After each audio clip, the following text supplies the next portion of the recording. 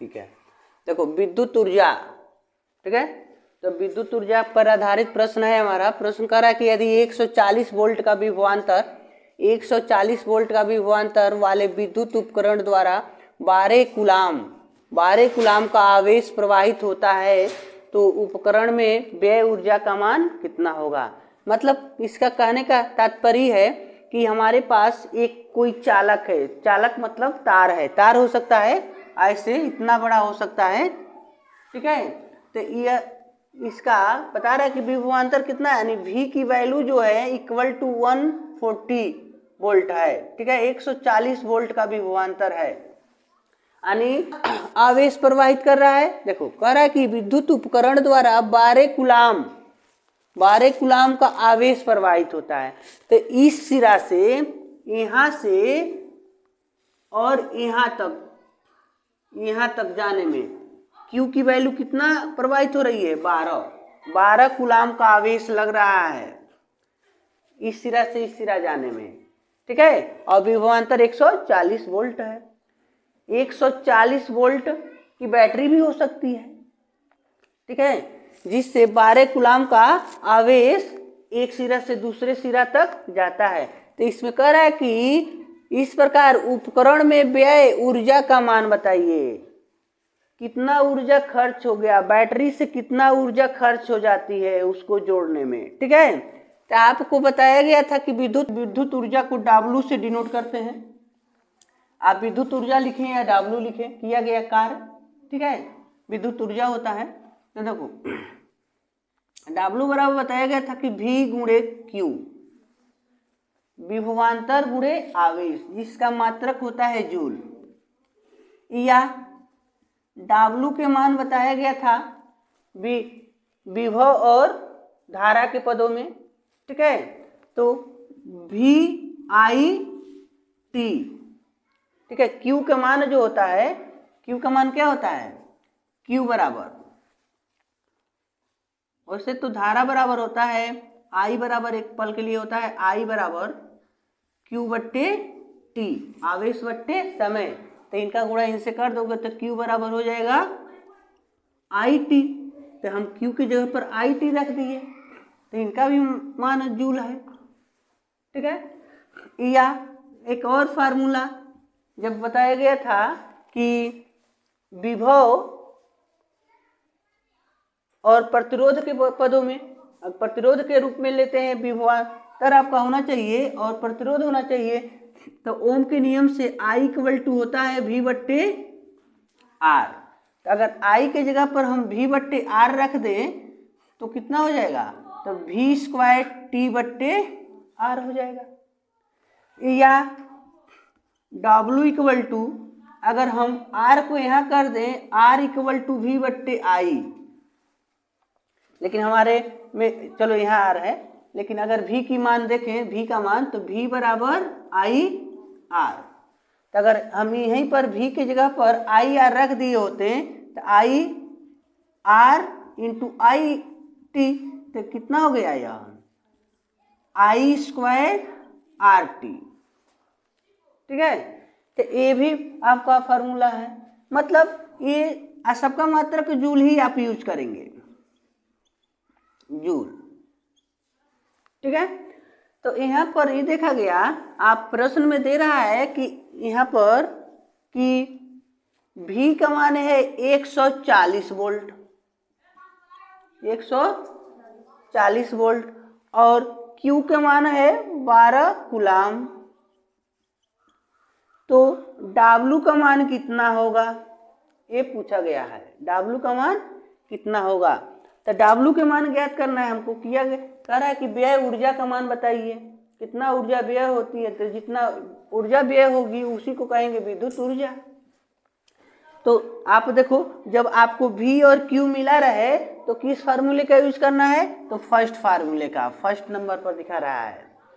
तो आप लिखेंगे W बराबर VQ, तो W बराबर V का मान है 140 और Q का मान है 12, तो W बराबर, तो देखो 12 सुनाई सुन्ना, 12 चौहे 48, ठीक है, और 12 एकम 12 और 4 1680 जूल। क्या हो गया आपका? कितना ऊर्जा व्यय होता है? 1680 जूल ऊर्जा व्यय होती है। इस प्रकार यानी अगर 140 वोल्ट के विभवांतर वाले विद्युत उपकरण से जब हम 12 कूलाम का आवेश प्रवाहित कराते हैं तो उस उपकरण से यानी उस बैटरी से जो ऊर्जा निकलती है और उस चालक में जाती है तो कितना खर्च होता है? 1680 जूल ऊर्जा खर्च होती है। ठीक है, अगर आप चाहें तो इस तीनों के आधार पर भी हम प्रश्न को सॉल्व कर सकते हैं। पहले आप इसको नोट करेंगे। चलो देखो यहाँ पर कह रहा था कि 140 वोल्ट का विभवांतर। अगर प्रश्न को बदल दें, जैसे कि मान लो प्रश्न नंबर 2 हम यहाँ पर नोट करते हैं। जैसे कि हम इस वाले फार्मूले का यूज करना चाहते हैं तो जो हमारा विभवांतर अगर हम लेते हैं विभवांतर, मान लो विभवांतर को हम 3 वोल्ट ले लेते हैं। ठीक है, और धारा या विभवांतर को 20 वोल्ट ले लीजिए। 20 वोल्ट का कोई यंत्र है जिससे इतना ऊर्जा व्यय होना है, 20 वोल्ट की बैटरी हो सकती है और 3 एम्पियर का धारा उससे प्रवाहित कराते हैं। लेकिन यहाँ टाइम की भी जरूरत है, यानी 20 वोल्ट की बैटरी से 3 एम्पियर की धारा 20 सेकेंड तक प्रवाहित कराते हैं। कितना समय तक? 20 सेकेंड तक प्रवाहित कराते हैं। मान लो तुम चार्जर लगाते हो, चार्जर बैटरी से चार्जर लगा दिए और तुम मोबाइल को कनेक्ट कर दिए हो। अब देखना है कि 20 सेकेंड में वो आपका मोबाइल कितना चार्ज हो जाता है, या 20 मिनट तक लगाए रहो, मतलब टाइम तो तुम्हारे ऊपर डिपेंड करता है ना। तो उतना समय में अगर तुम्हारी मोबाइल चार्ज हो जाती है तो कितना धारा उसमें से यानी कितना ऊर्जा उस बैटरी का व्यय हुआ जिससे तुम्हारा मोबाइल कनेक्ट हुआ था। कितना? या 2.5 एम्पियर का रहेगा तो रात भर लगाकर अब सो जाओ, चार्ज करता रहेगा। ठीक है, तो यहाँ पर प्रश्न कह रहा है कि 20 वोल्ट की बैटरी से 3 एम्पियर का धारा प्रवाहित होती है कितने समय तक? 20 सेकेंड तक। तो कितना ऊर्जा व्यय हुआ? तो देखो वहां पर फार्मूला दिया है, सूत्र है W = VIT। ठीक है, तो W = V का मान 20, I का मान 3 और समझियो 20 न है। तो देखो भाई 2 3 6 2 1200 जूल। कितना ऊर्जा व्यय हो गया? 1200 जूल का ऊर्जा व्यय होता है। इतना ऊर्जा लगेगा 20 सेकेंड में, उस बैटरी से इतना ऊर्जा खर्च हो गई। तो ऐसे भी रहने दे सकते हैं या डाट के रूप में, दशमलव के रूप में भी लिख देना चाहिए। अक्सर तो दशमलव के रूप में लिखना चाहिए। दशमलव के रूप में अगर लिखते हो इसको तो देखो आप इसको ऐसे लिख सकते हो कि मान लो 12 × 10 के पावर 2, या दशमलव अक्सर एक अंक पर होना चाहिए।